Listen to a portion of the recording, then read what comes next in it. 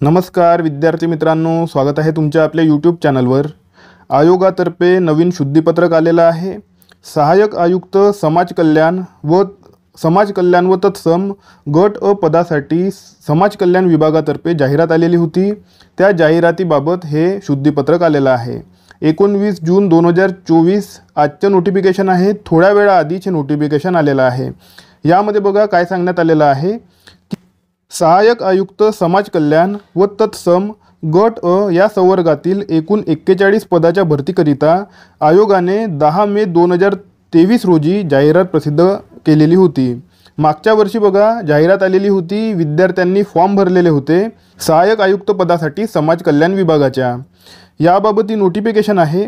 आता या जाहिरातीमध्ये काही चेंजेस करण्यात आलेले आहेत। ते काय चेंजेस करण्यात आलेले आहेत ते मी तुम्हाला सांगतो। बघा इथे बघा एकूण पदे आहेत 41। ओके, 41 पदांकरिता जाहिरात आलेली होती आणि पदे वाढलेली पदांमध्ये काही चेंजेस नाही। ओके, पदे जेवढी आधी होती तेवढीच आता सुद्धा आहे। 41 पदे होती, आता सुद्धा 41 पदेच आहे। ओके, परंतु ओपन कॅटेगरीची पदे जी आहे, ओपन कॅटेगरीच्या जागा कमी झालेल्या आहेत। कारण तुम्हाला माहिती आहे की मराठा समुदायाच्या विद्यार्थ्यांना आरक्षण मिळालेलं आहे। ACBC कॅटेगरीमध्ये नवीन कॅटेगरी बनवण्यात आलेली आहे।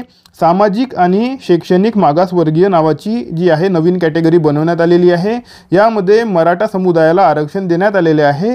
तर ओपन कॅटेगरीच्या काही जागा इथे बघा एकूण पदे यांना देण्यात आलेली आहेत 4। यामध्ये सर्वसाधारण आहेत 3 आणि महिलांसाठी आहेत 1। अशा प्रकारे 4 पदे यांनी अराखीवमधून म्हणजे ओपन कॅटेगरीमधून सामाजिक आणि शैक्षणिक मागासवर्गीय कॅटेगरीमध्ये टाकलेली आहे। म्हणजेच मराठा समुदायाला आरक्षण देण्यात आलेले आहे।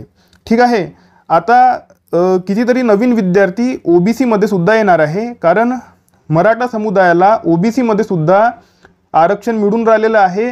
ज्या मराठा विद्यार्थ्यांच्या कुटुंबामध्ये एखाद्या व्यक्तीकडेही जर OBC प्रमाणपत्र असेल तर त्या OBC प्रमाणपत्राच्या आधारावरून तो विद्यार्थी सुद्धा OBC कॅटेगरी प्रमाणपत्र बनवू शकतो। म्हणून OBC मध्ये सुद्धा मराठा समुदायाला आरक्षण मिळालेलं आहे।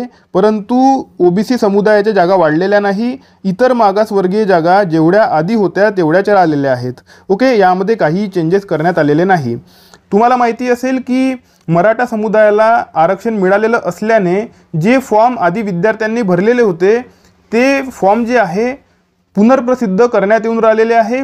पुन्हा एकदा प्रसिद्ध करून मराठा विद्यार्थ्यांना आपली कॅटेगरी चेंज करण्यासाठी मुभा देण्यात आलेली आहे, चान्स देण्यात आलेला आहे। तर ते विद्यार्थी त्याच विद्यार्थ्यांकरिता हा फॉर्म सुद्धा आलेला आहे। ओके, ज्या मराठा विद्यार्थ्यांनी आधी ओपन कॅटेगरी टाकलेलं असेल ते विद्यार्थी आता ACBC कॅटेगरी करू शकतात किंवा OBC कॅटेगरी सुद्धा करू शकतात। ओके, काही विद्यार्थ्यांनी EWS सुद्धा कॅटेगरी टाकलेली असेल तर ते विद्यार्थी सुद्धा ACBC कॅटेगरी करू शकतात। हे बघा इथे लिहिलेलं आहे पॉइंट नंबर 2, इतर मागासवर्गाच्या तसेच सामाजिक व शैक्षणिक दृष्ट्या मागासवर्गाच्या दावा करण्याकरिता विकल्प सादर केल्यास संबंधित उमेदवाराच्या मूळ अर्जातील दावा रद्द समजण्यात येईल। इतर मागासवर्ग तसेच सामाजिक व शैक्षणिक दृष्ट्या मागासवर्ग याच्या विकल्प सादर केलेल्या उमेदवारांना कोणत्याही परिस्थितीत EWSचा लाभ मिळणार नाही। म्हणजेच आता मराठा समाजाचे विद्यार्थी EWS मधून फॉर्म भरू शकणार नाही। ओके, EWS मधून जर तुम्ही ओपन कॅटेगरीमधून फॉर्म भरलेला असेल तर तुम्ही लवकरात लवकर जर तुमच्याकडे प्रमाणपत्र असेल ACBC किंवा OBC तर तुम्ही ते फॉर्म भरून टाका। तुम्ही EWS मधून जर फॉर्म भरलेला असेल आणि जर तुमच्याकडे ACBC किंवा OBC प्रमाणपत्र असेल तर तरीसुद्धा तुम्ही हा फॉर्म भरू शकता। ठीक आहे, याशिवाय वय वाढल्याने सुद्धा काही ओपन कॅटेगरीचे मराठा विद्यार्थी झालेले असतील, बाहेर पडलेले असतील तर ते विद्यार्थी सुद्धा आता OBC आणि ACBC मध्ये त्यांना वय वाढून मिळालेलं आहे। तर ते वाढलेल्या वयामध्ये जर ते फिक्स होत असतील OBC आणि ACBC कॅटेगरीच्या तर ते विद्यार्थी सुद्धा फॉर्म भरू शकतात।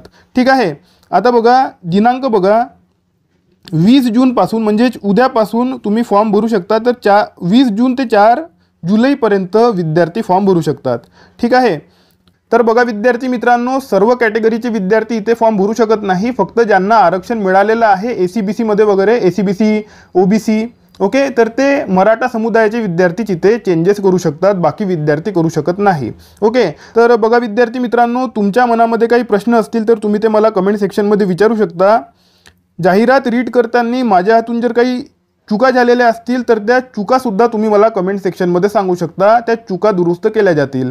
आपलं टेलिग्राम चॅनलसुद्धा आहे. टेलिग्राम चॅनलची लिंक मी तुम्हाला डिस्क्रिप्शन बॉक्समध्ये दिलेली आहे. त्या लिंकवर क्लिक करून तुम्ही आपलं टेलिग्राम चॅनल जॉईन करू शकता. आता आपण भेटूया आपल्या पुढच्या व्हिडिओमध्ये. तोपर्यंत अभ्यास करत राहा. या व्हिडिओला लाईक करा, चॅनलला सबस्क्राईब करा आणि बेल आयकॉन प्रेस करून टाका. धन्यवाद.